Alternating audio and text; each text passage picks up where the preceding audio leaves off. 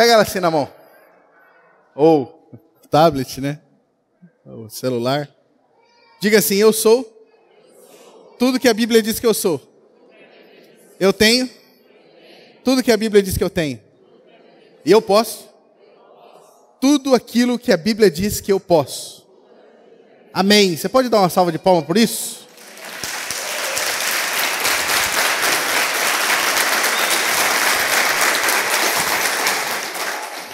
Semana passada, nós conversamos um pouquinho sobre o que é ser humano, na tentativa de quem sabe, fomentar uma ideia, de construir aí, quem sabe, um pensamento, de como é ser um pouco mais humano. Porque é interessante como nós entramos dentro de uma igreja e a gente tenta ser cada vez mais espiritual, sendo que nunca foi isso a ideia de Deus.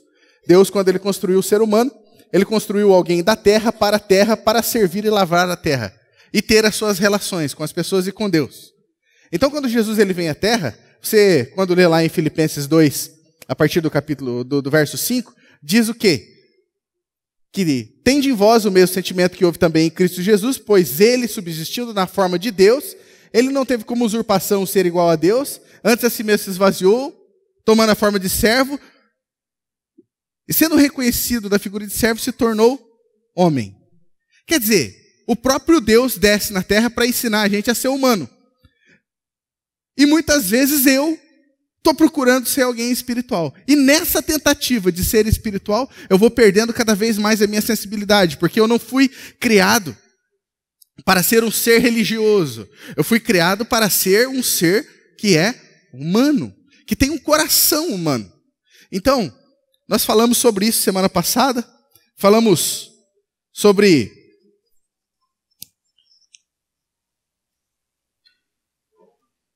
que o pecado não é mais o fato de eu errar.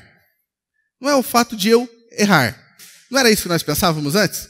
Se você andar errado, você está em pecado.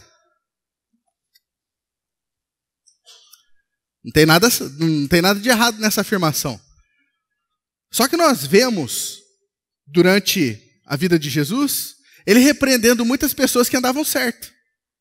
E isso chocou meu coração e a minha tentativa foi quem sabe, tentar te desestabilizar semana passada, trazendo um entendimento de que nós podemos andar certo diante dos nossos próprios olhos e errado diante de Deus. Então nós entendemos que nós caímos no pecado quando nós agimos de forma egoísta. E quando eu é mais importante do que o nós, né?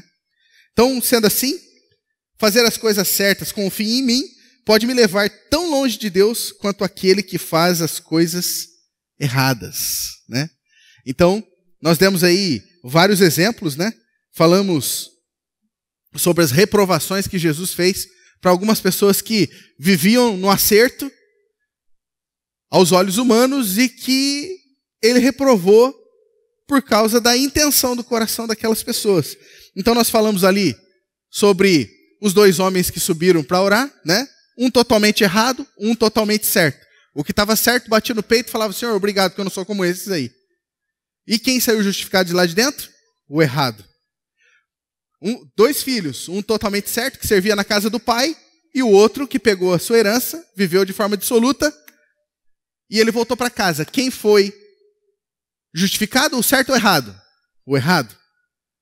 Nós também lembramos ali a história do jovem rico que chega para Jesus e fala: Senhor, o que eu faço para herdar a vida eterna? Jesus fala: cumpra os mandamentos. Ele fala: mas desde criança eu já observo tudo isso. Aí Jesus fala assim: tudo bem, você cumpre os mandamentos para massagear o seu próprio ego.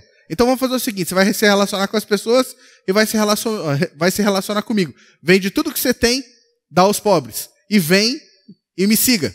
Não, isso eu não quero. Porque, na verdade, eu quero uma massagem para o ego, né? Então, essa pessoa que gosta de massagear o ego, essa pessoa ela está predisposta já a cair. Então, o pecado ele pode ser o quê? O pecado ele pode ser errar o alvo nas nossas relações. Quando eu relaciono mais comigo mesmo, quando eu penso mais em mim mesmo, quando tudo que eu faço, às vezes até para servir pessoas, né? Eu estou aqui como um pastor, e eu estou servindo. Mas isso é mais para massagear o meu ego. Eu não estou nem aí para as pessoas quando eu desço daqui, né? Eu não me relaciono com as pessoas. Então, nós não podemos falar sobre o que eu quero falar hoje sem antes nós entendermos isso. Como eu caio. Qual é a armadilha que o ser humano tem durante ao longo da sua vida e que pode levar ele a cair. Então nós temos a concepção, ou tínhamos, né? Começamos a desmontar isso semana passada, de que se eu ando no erro, então eu vivia no erro, né? Você anda no erro, então você anda no pecado. Né? Até lembrei agora aqui, que no meu grupo familiar lá, esses dias eu falei assim, nem todo mundo que anda no erro peca. Aí o pessoal fez assim, como assim, pastor? Todo mundo que anda no erro peca? Não. Você já escreveu xícara com CH? Você errou, não errou? Você pecou? Então nem todo erro é pecado. Mas também nem todo acerto é santidade. Então nós temos que entender o que é que eu preciso fazer de forma real e leal para que eu ande em acerto. Eu ando em acerto quando eu contemplo as relações. Fala comigo assim, eu ando em acerto quando eu contemplo as relações. Quais relações? As relações com o próximo e as relações com Deus. Se as minhas ações, as minhas condutas, as atividades da minha vida, elas são voltadas em mim, eu corro um sério risco. Lembra lá daquele povo que chegou para Jesus e falou assim, Senhor, Senhor, em teu nome expulsamos demônios, profetizamos, fizemos muitos sinais, prodígios e maravilhas. Em teu nome, Senhor, eu fui um baita de um pastor. O que Jesus falou para aquele povo? Apartai-vos de mim, vós que praticais a iniquidade. Como assim? Eu estou fazendo tudo certo. Não, não é a questão de fazer certo. É a questão de onde é que está o seu coração. Onde é que está o seu coração? Você está fazendo isso para quem? Você está fazendo isso para uma instituição? Você está fazendo isso para um monte de pedra? Ou você está fazendo isso para Deus? Né? Então a base da graça horizontal, que é o que eu quero falar hoje, esse é o tema, você quer anotar aí? Graça horizontal. Eu quero começar a fazer uma introdução, pensando lá na vinda do pastor Ulisses, lá no último fim de semana. O pastor Ulisses, para quem não conhece, ele é pastor ali na cidade de Itajaí. Alguém já deve ter ouvido falar do irmão dele, o Luiz Hermínio, o apóstolo Luiz Hermínio, que tem revolucionado o Brasil com aquilo que ele tem entendido da parte de Deus. E o irmão dele não é tão diferente. O irmão dele é um homem muito de Deus, uma simplicidade muito grande e que põe em prática tudo isso aqui que a gente vai falar. Né? Graça horizontal. Então a base da graça horizontal, ela está alicerçada, ela está firmada nessa contemplação de relações. Então se eu não contemplo as relações, eu não posso falar de graça. Eu falo de qualquer coisa, menos da graça. Então eu falo de graça salvadora, que Jesus morreu na cruz para me salvar. E eu vou até aí, só até aí. Então eu não consigo expressar a graça. Eu não consigo viver a graça. Eu sei que a graça existe, mas eu não consigo fluir, manifestar ela. Né? Mas qual é a tendência natural do ser humano? Aceitação e conforto. Diga para mim assim, eu vou perguntar para você. Qual é a tendência natural do ser humano? Aceitação e conforto. Então o ser humano, naturalmente, até inconscientemente, ele busca isso. Aceitação e conforto. Se eu encontrar um lugar onde me aceitem e é confortável, é ali que eu fico. E nunca foi essa a proposta de Deus. Qual que foi a proposta de Deus?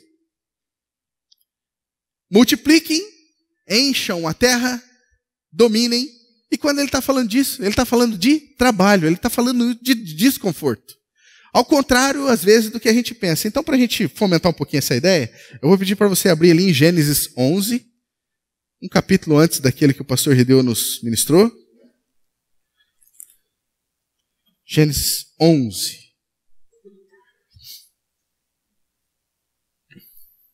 Feliz Dia dos Pais para os papais. Amém, papai. Pode acordar agora. A mulher dá uma cutucada no marido e fala assim, acorda, o pastor está falando. Feliz Dia dos Pais para os papais. Né? Para aqueles que têm a unção dobrada, né? Tem 2 filhos, aqueles que têm a porção tripla, né? Tem alguém com porção quádrupla aí? Não? Vamos orar então. Ô, Marquinhos, né, Marquinhos? Isso. Marquinhos tá fazendo certinho, multiplicando, né? E enchendo a terra. Parabéns, Marquinhos. Você é um exemplo aí para os homens. O que diz lá em Gênesis 11? Diz assim: ora, em toda a terra havia apenas uma linguagem e uma só maneira de falar. O que havia sobre a terra? Uma só linguagem e uma maneira de falar. Tem alguma coisa errada aí? Não, né? Vai vendo, tá tudo certo. Sucedeu que, partindo eles do Oriente, deram com uma planície na terra de Sinar, e habitaram ali. E disseram uns aos outros: vinde, façamos tijolos e queimemo-los bem. Os tijolos serviram-lhes de pedra e o betume de argamassa. Disseram: vinde, edifiquemos para nós uma cidade e uma torre cujo topo chegue até os céus. E tornemos célebre o nosso nome, para que não sejamos espalhados por toda a terra. Então desceu o Senhor para ver a cidade e a torre, e os filhos dos homens que os filhos dos homens edificavam. E o Senhor disse: eis que o povo é um, e todos têm a mesma linguagem. Isso é apenas o começo. Agora não haverá restrições, ou algumas versões de vocês devem estar escrito, não haverá impossíveis para tudo o que intentarem fazer. Até aqui por enquanto. Queridos, prestem atenção. A ordem de Deus era: vão, encham a terra, multipliquem, dominem sobre a terra, haja o governo de vocês. Isso não estava acontecendo muito bem, até que Deus vem e fala com Noé. Noé, constrói uma arca. Noé fica lá 100 anos construindo uma arca. Ele constrói a arca e Deus dá cabo de toda a humanidade, de quase toda a criação que ele fez. A arca para, Noé começa de novo a fazer o que Deus tinha mandado, multiplicar sobre a terra. E foi multiplicando. E aqui no capítulo 10 você vai ver que muita gente nasceu ali. E aí agora eles começam a sua peregrinação por sobre a terra para continuar fazendo aquilo que Deus tinha mandado fazer. Só que na primeira cidade que eles param, Babel, né? Que depois eles deram o nome disso, de Babel.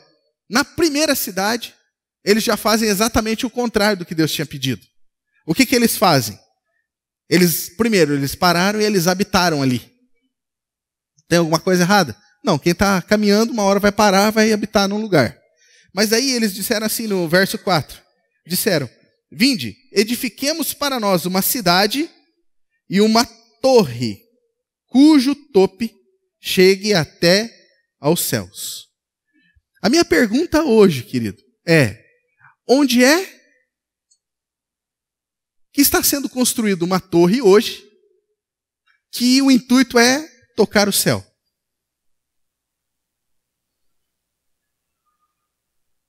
Às vezes as pessoas fazem construções no intuito de, nessas construções, tocar o céu. E nós estamos falando da igreja. Da igreja, às vezes, que não é igreja. E nós temos que tomar muito cuidado com isso aqui. Para que a gente viva a graça horizontal, a gente tem que saber o que é igreja e o que não é igreja. Porque o que não é igreja são aquelas que não contemplam as suas relações. Que elas vivem fechadas dentro dela, dentro da sua própria cidade, dentro do seu próprio conforto, dentro do seu próprio comodismo. Então, e eles dizem assim, eles continuam dizendo assim, no próprio verso 4. Vamos construir tudo isso para tornar célebre o nosso nome. E o pior, eles continuam dizendo assim, para quê? Para que não sejamos espalhados por toda a terra. Mas como assim? Você está trabalhando para fazer o contrário do que Deus tinha pedido para você fazer?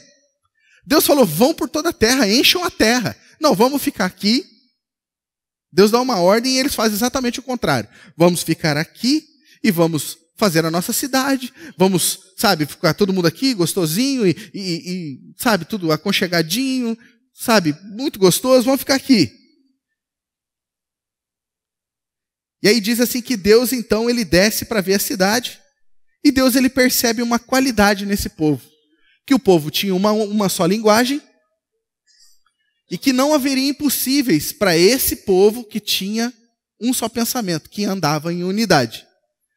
Só que o problema, querido, é que esses homens eles tinham encontrado um lugar de conforto e um lugar de aceitação. Eles trabalhavam em conjunto com uma só linguagem, empenhado para fazer uma coisa só, que era edificar aquela torre.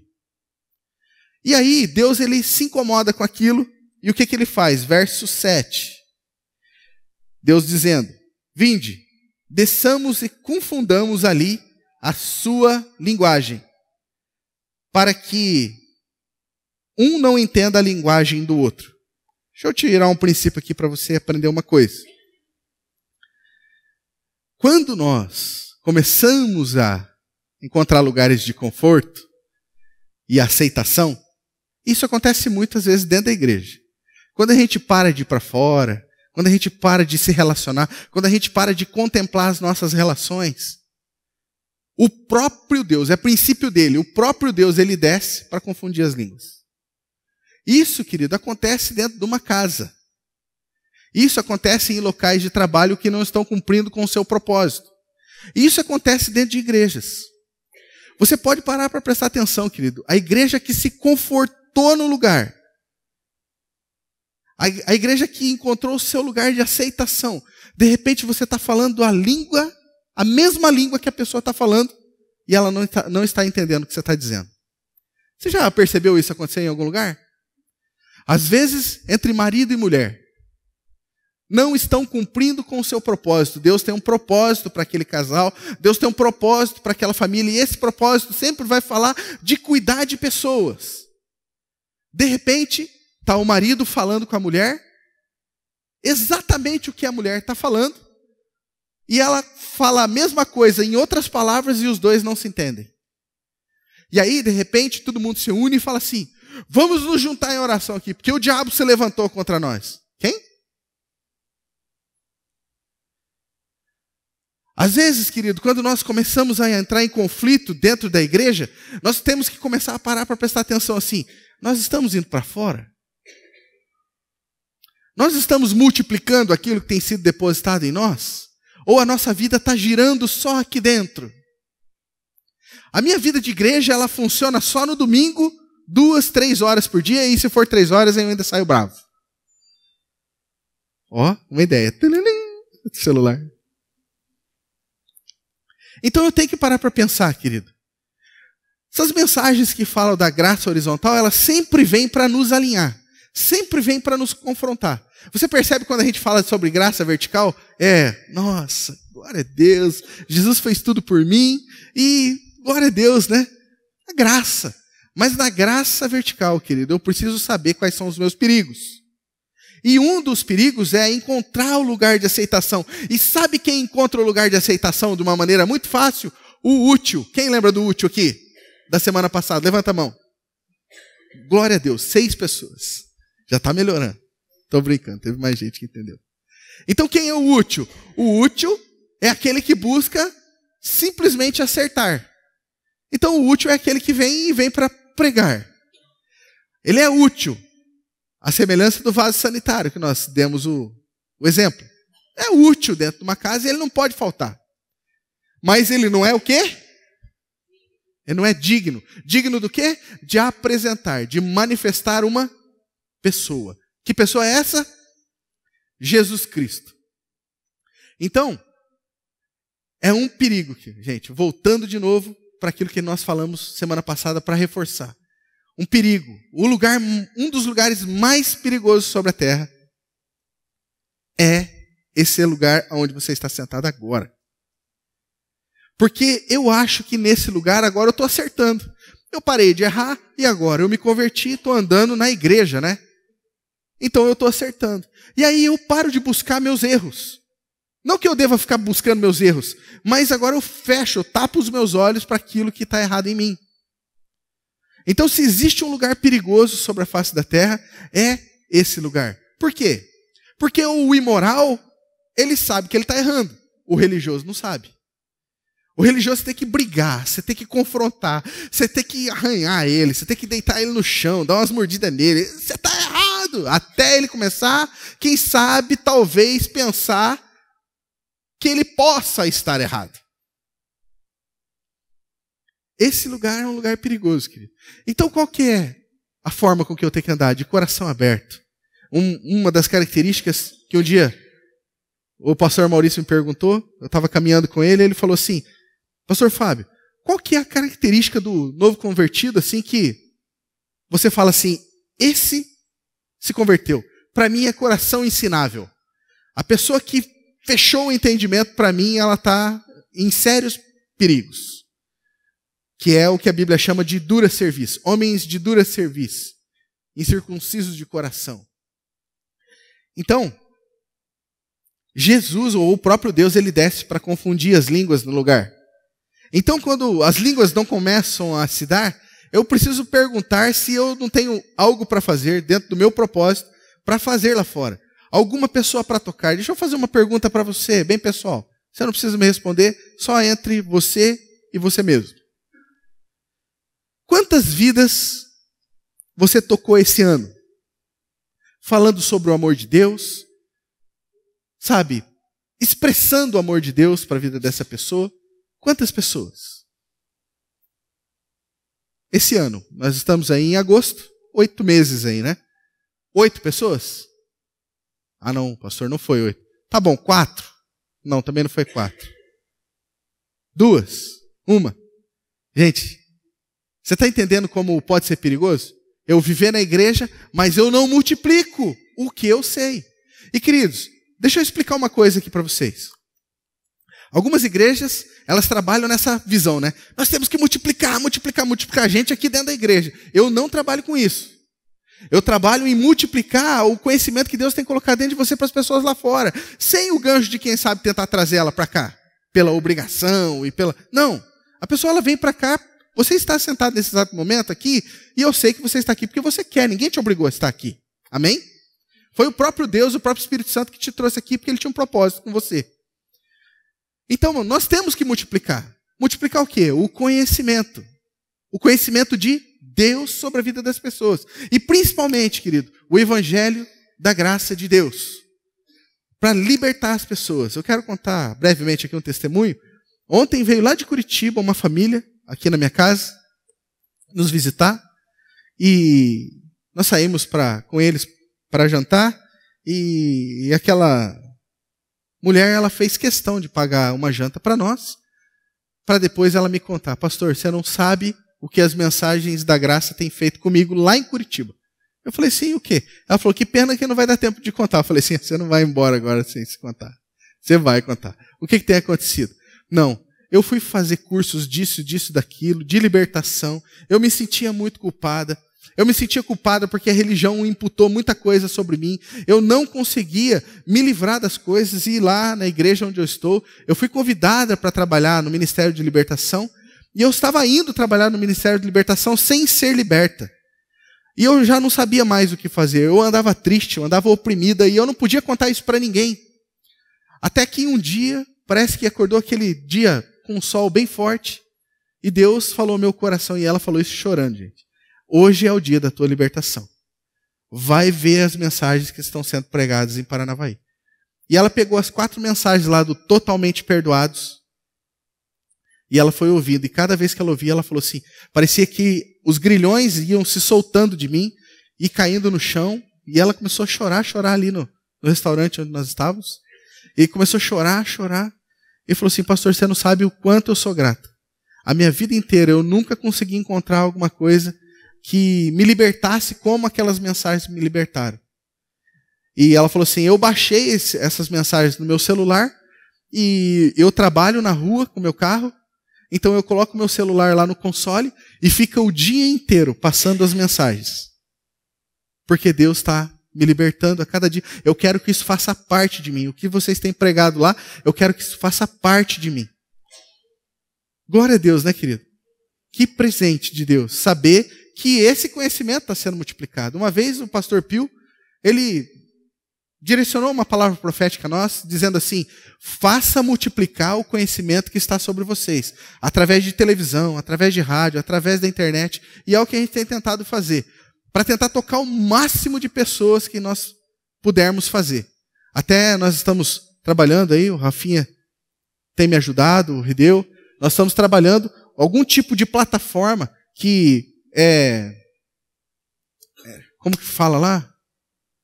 Cadê? Joga boia. Hã? Estou fundando. Hã? Cursos online falando sobre a graça, porque a gente tem procurado, a gente não tem encontrado, quer dizer, está em falta, e a gente tem visto como que a gente faz para transformar o português para várias outras línguas, né? A minha amiguinha aqui está me ajudando também, para que a gente possa tocar o máximo de pessoas no mundo inteiro. Então a gente não pode ficar preso num quadrado desse aqui. É muito pouco. É muito pouco. O que a gente tem recebido aqui é muito grande para libertar pessoas lá fora. Então quando você receber as mensagens pelo YouTube, compartilhe o máximo que você puder e peça para a pessoa, se inscreva no canal, para quando sair você já poder assistir. Né? Para que mais pessoas sejam libertas, para que mais pessoas tenham o conhecimento que você tem tido aqui. Voltando aqui, diz que Deus aqui no verso 8 de Gênesis 11, ele diz assim: destarte o Senhor os dispensou dali pela superfície da terra. Esse é o projeto de Deus. Dispersar pessoas pela face da terra, para que mais pessoas saibam dele, para que a terra seja multiplicada com o conhecimento da glória dele. Então, a ideia nunca foi que apenas ficássemos confortáveis em locais. Então, qual que é o resumo do pensamento de Deus? É melhor não ser do que ser para si mesmo. Esse é o resumo do pensamento de Deus. Se eu e você nascemos e queremos viver só para nós mesmos, é melhor nós não sermos do que sermos só para nós mesmos. Então, existem muitos talentos, muitos dons que foram depositados sobre a sua vida e que eles precisam multiplicar. Amém? Deus te deu o dom de trabalhar com administração, ensine alguma pessoa. Né? Esses dias nós fomos visitar um empresário e o pastor Rideu teve um insight: você precisa levantar alguém para te ajudar. E aquilo encaixou, né, na vida daquele empresário. É isso que eu preciso, de alguém que me suceda, né? De alguém que leve o legado que eu tenho feito aqui na minha empresa. Então, eu tenho conversado com o Antônio, né? Antônio, trabalha aí. Ele tem feito um projeto para ensinar pessoas a tocar baixo. Então, qual que é o teu talento? O que você faz bem? E quem você está ensinando? Você está ensinando alguém? Porque você precisa multiplicar o talento e o dom que Deus colocou dentro de você. Isso é da vontade de Deus. Só que a nossa autopreservação, querido, ou a nossa preferência pela inércia, pela exclusão, ela é antigraça. Então eu posso ter entendido a graça, mas não viver a graça, porque eu gosto de viver isolado. Pensa em uma coisa que é antigraça, é essa autopreservação. Então abra comigo ali em Provérbios 18, para a gente ver o que está escrito ali. Provérbios 18, 1.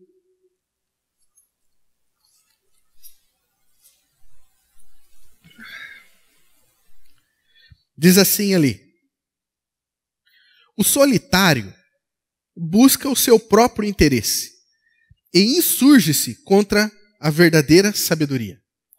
Então, o solitário, ou aquele que se isola, o egoísta, né, que só quer saber dele, que busca o seu próprio interesse, ele se distancia, ele se distancia do quê? Da verdadeira sabedoria. Então a verdadeira sabedoria, gente, a verdadeira sabedoria, ela está na contemplação do quê? Das relações. Então, deixa eu pegar no teu pé um pouquinho. Às vezes a pessoa sabe que vai ter o grupo familiar, mas ela não quer ir para o grupo familiar. Pode ajudar, Caio. Às vezes ela não quer ir para o grupo familiar. Por quê? Ela quer se isolar. E a Bíblia diz o quê? Presta atenção em mim aqui. A Bíblia diz o quê? Que o solitário, ele busca o seu próprio interesse. O solitário, ele é egoísta. E ele se insurge da verdadeira sabedoria. Semana passada nós falamos da verdadeira sabedoria, da sabedoria que vem do alto, que ela é o quê? Pura, tratável, mansa, né? E essa sabedoria vai levar eu e você a contemplar relações. Eu quero me relacionar. O homem fez Deus para a comunhão. Não fez o homem para viver sozinho. Nós fomos feitos para se relacionar e cuidar uns dos outros, né? Mas o que o ser humano busca? O ser humano busca se salvar. Você, de alguma maneira, talvez veio para a igreja para se salvar. Às vezes o medo que a religião te colocou, o medo do inferno, de ser queimado no mármore do inferno, te trouxe para cá e você veio para cá buscar a salvação. Mas abra comigo ali Mateus 16, 25. Mateus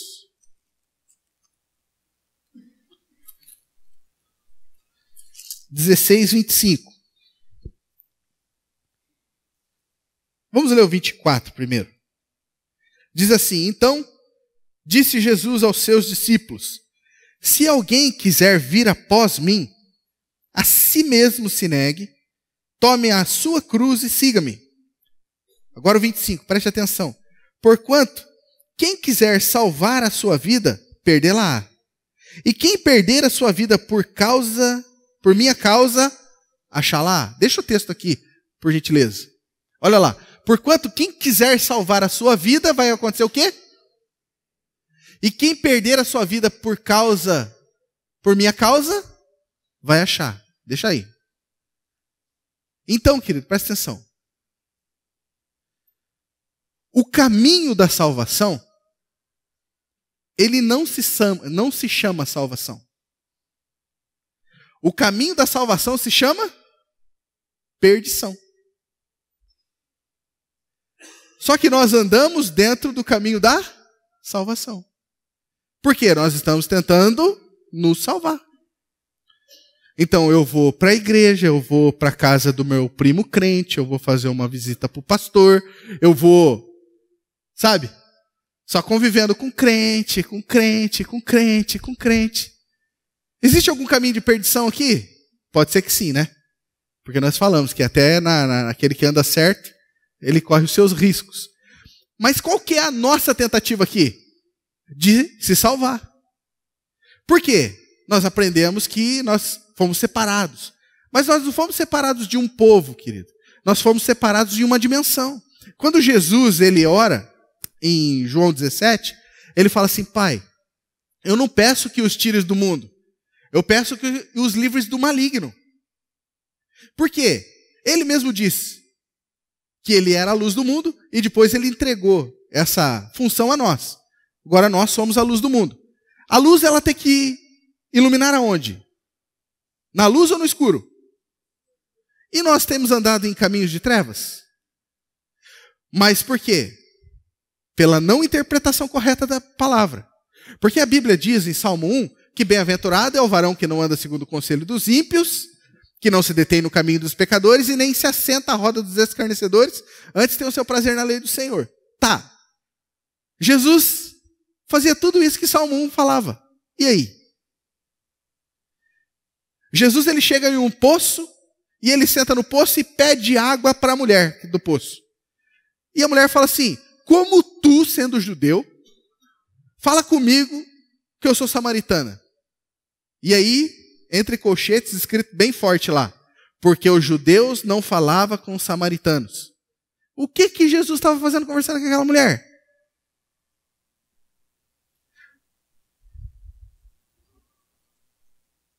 Jesus, ele não estava tentando se salvar. Ele veio para salvar aquela mulher. Então, querido, eu tenho que começar a prestar atenção que o caminho da salvação não se chama salvação. O caminho da salvação se chama perdição. E eu preciso ser a voz de Deus para as pessoas que estão em perdição. Não a voz de condenação. Não a voz da lei.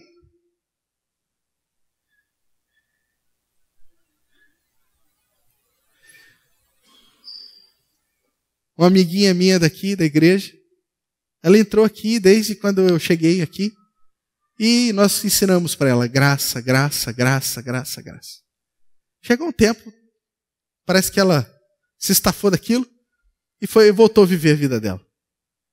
E eu sempre orando por ela, Deus, Deus, a tua graça basta. E a vontade às vezes era ir atrás e colocar uma lei para ela, sabe? Vou pôr uma lei para ela para ver se ela acorda.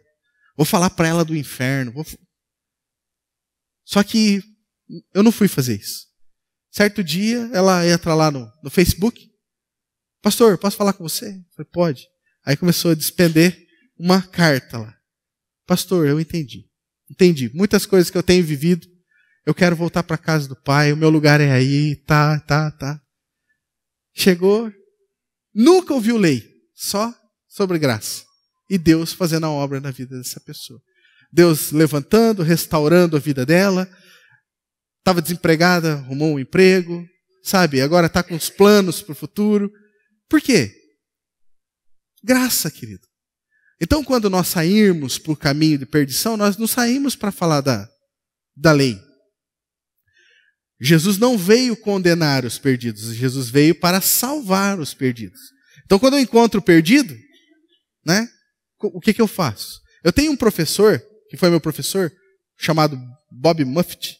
Ele é dos Estados Unidos, um senhor já aposentado. E ele ficou pensando, como que eu faço para agir essa graça horizontal? E ele ficou pensando o que ele poderia fazer. E ele falou assim, eu preciso abençoar os meus vizinhos. Ele pedia para a esposa dele fazer bolos para entregar para os vizinhos que ele não conhecia. E ele começou com essa... Só que ele mesmo não estava fazendo muita coisa. E aí ele teve uma ideia.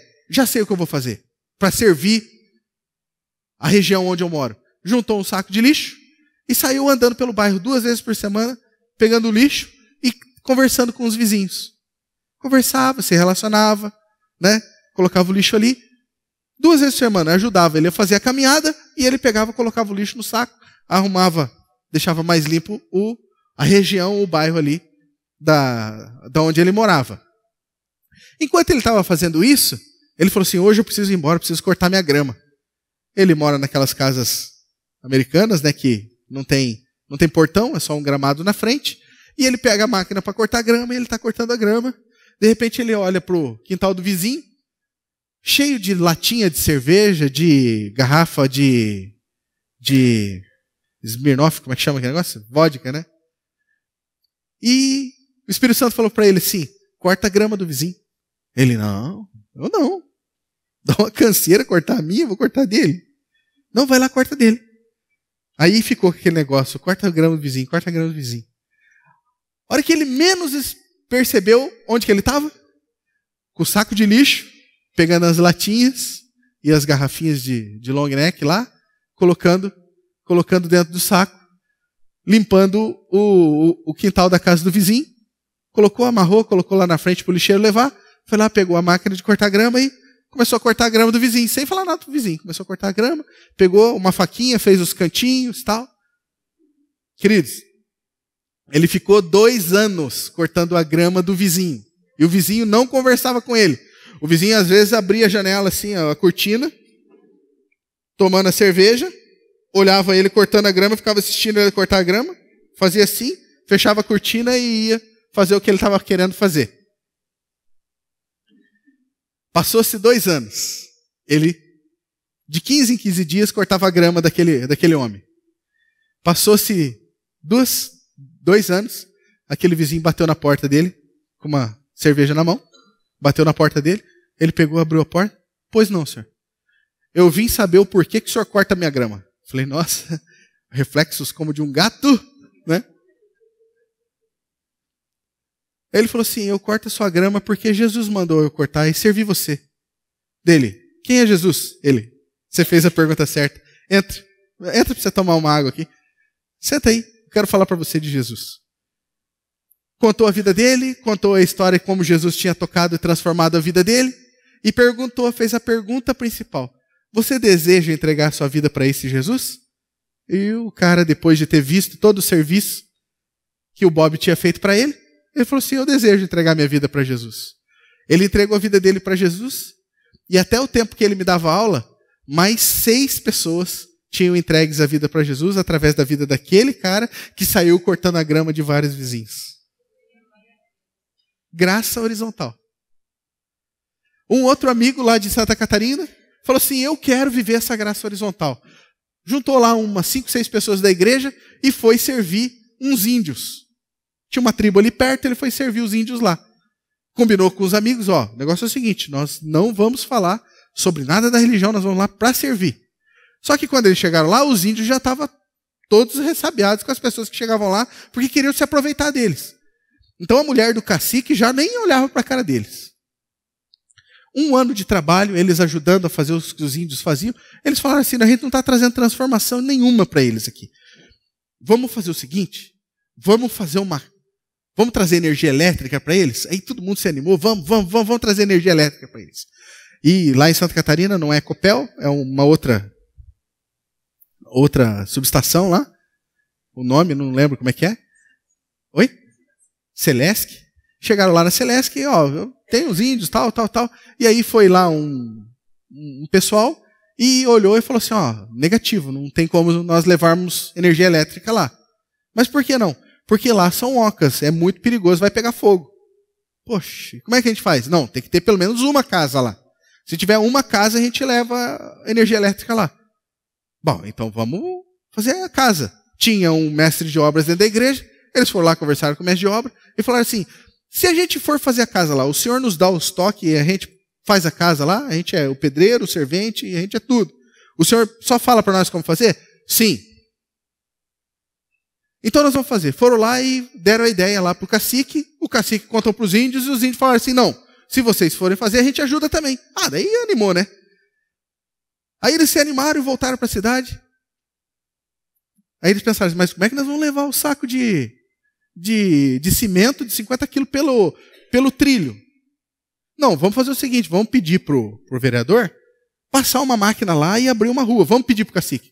O senhor se importa da gente abrir uma rua aqui, para que o caminhão possa entrar aqui, vai ser mais fácil para descarregar? Aí, com relutância, conseguiram deixar.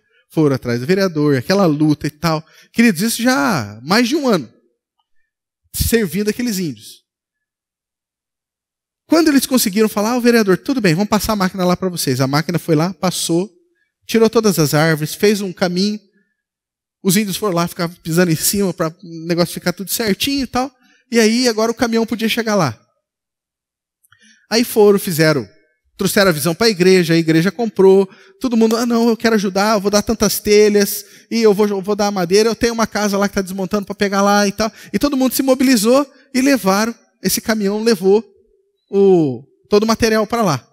Chegaram lá, o mestre de obras ajudou, os índios, todo mundo ajudou, levantaram a casa.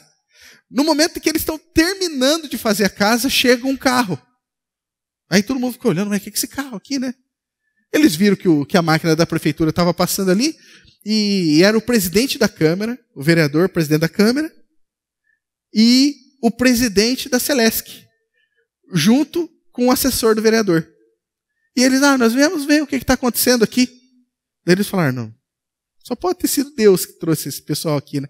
Não, sabe o que é? A gente está fazendo uma casa aqui, porque a gente estava querendo trazer a energia elétrica aqui, e aí o presidente da Celesc falou assim, não, mas eles têm um benefício por ser índio, disso, começou a falar de todos os benefícios que eles tinham e que eles nem sabiam.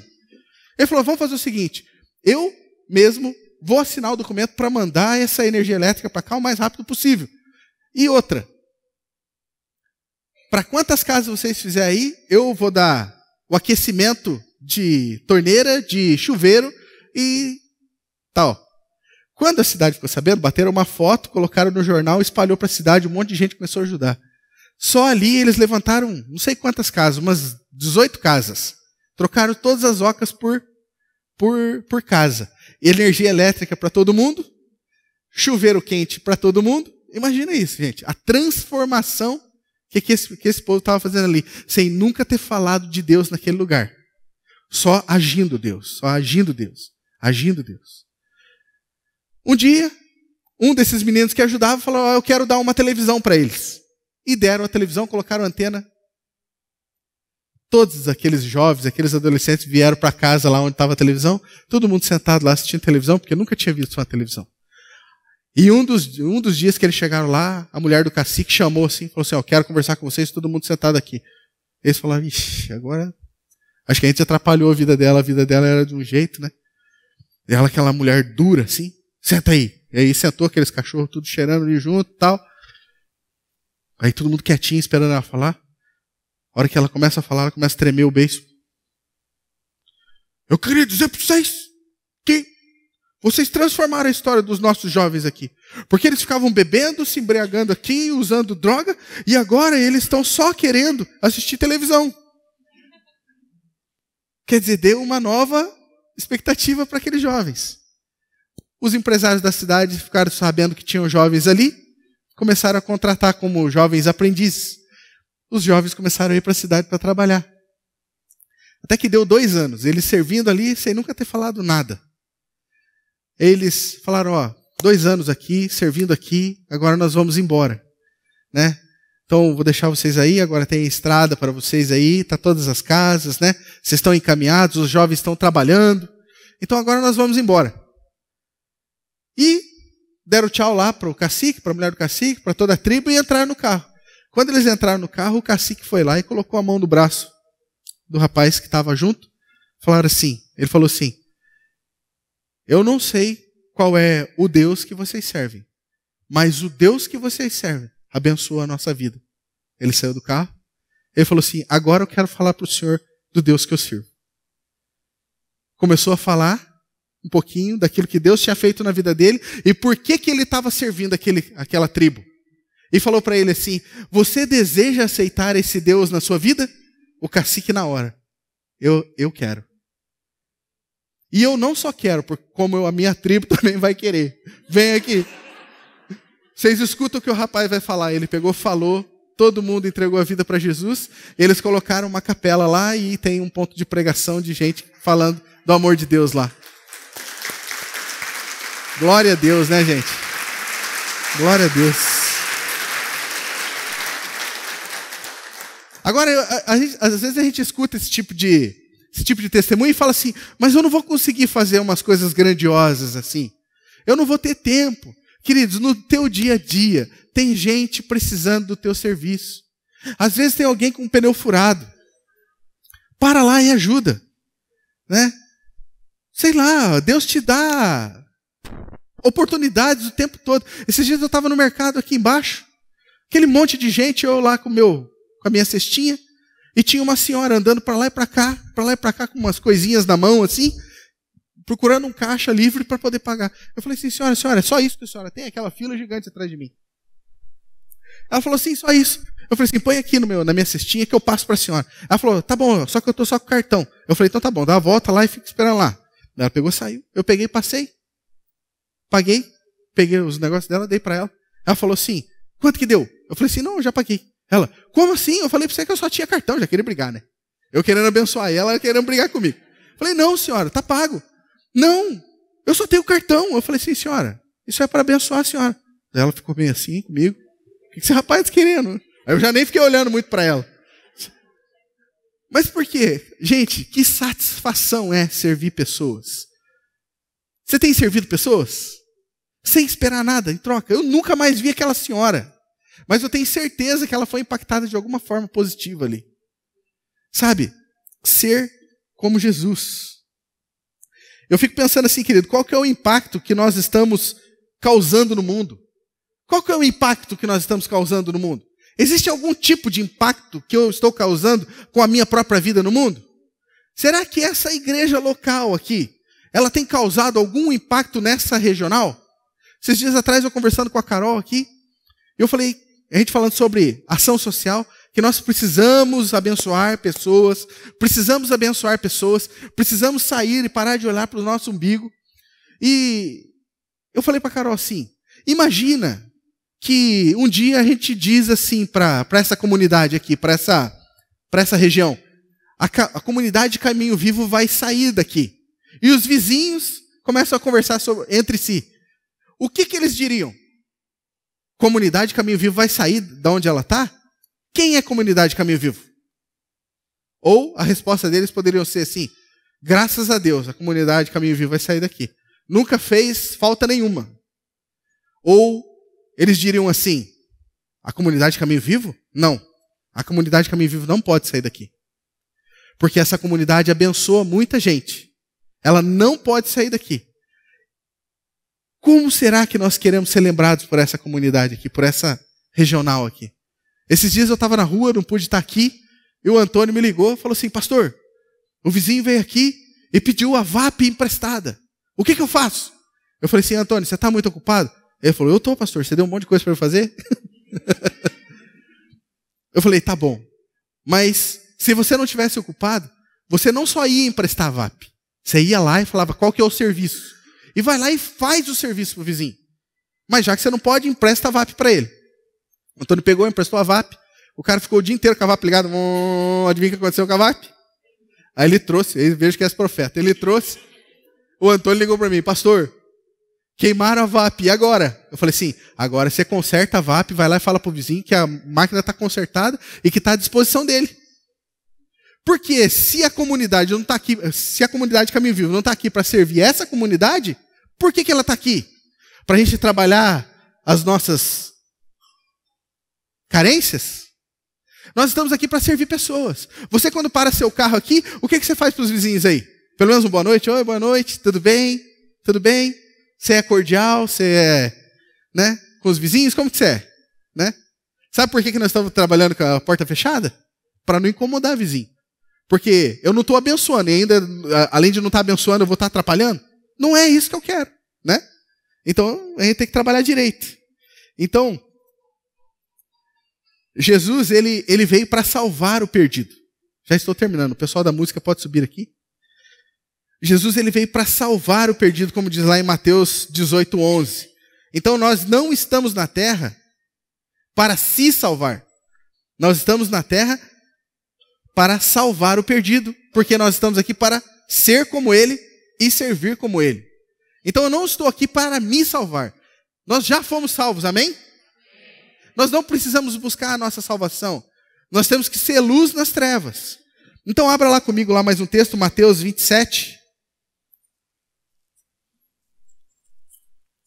Mateus 27. Mateus 27, 41. Diz assim: Jesus estava crucificado e os religiosos disseram assim: de igual modo, os principais sacerdotes com os escribas e anciãos, escarnecendo, diziam: salvou os outros e a si mesmo não pôde salvar. É rei de Israel? Desça da cruz e creremos nele. Os próprios religiosos reconheceram que Jesus não pôde se salvar, porque essa não era a intenção dele. A intenção dele era salvar pessoas. A intenção dele era salvar pessoas. Quero ler um último texto com você que está em Atos 2, 38. Então a graça horizontal, querido, pode abrir lá, Atos 2, 38.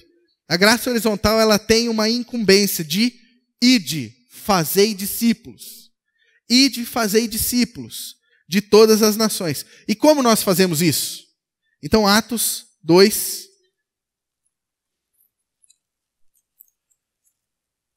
38.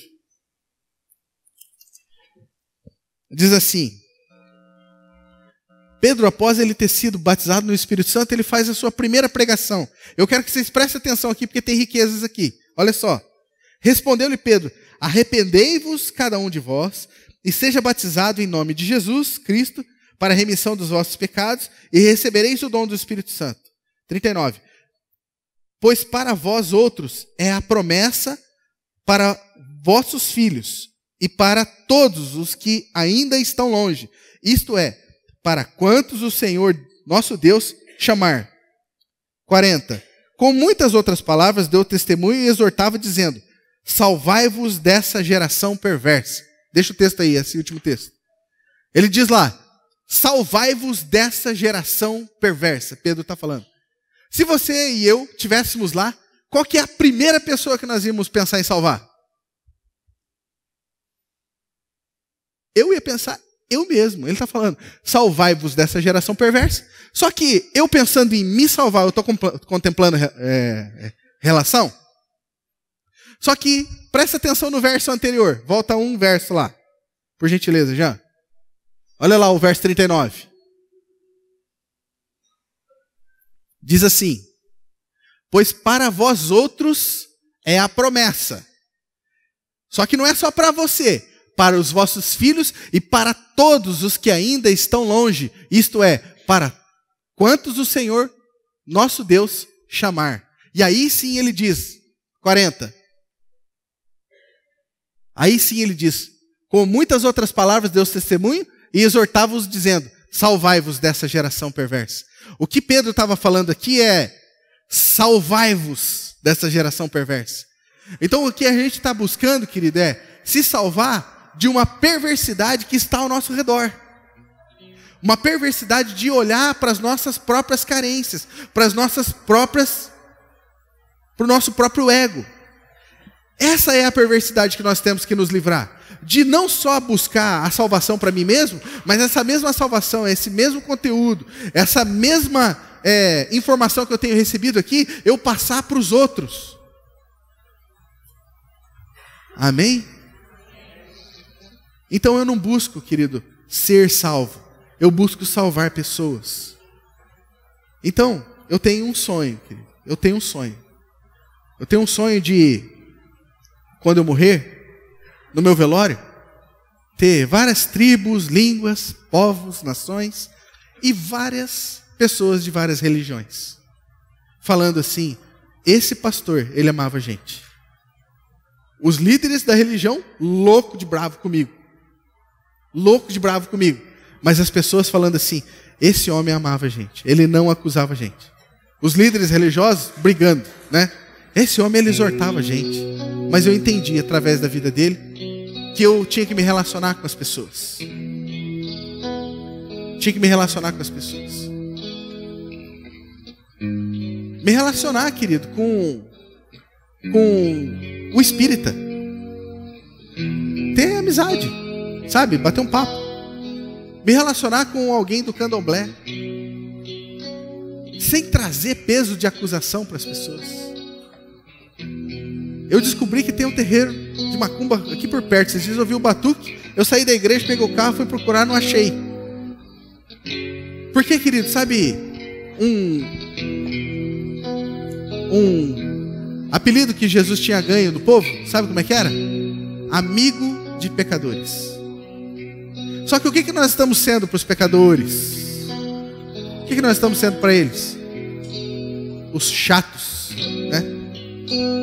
Que não traz uma boa notícia para eles, que é religioso e que bloqueia, fala do pode ou não pode, isso não pode.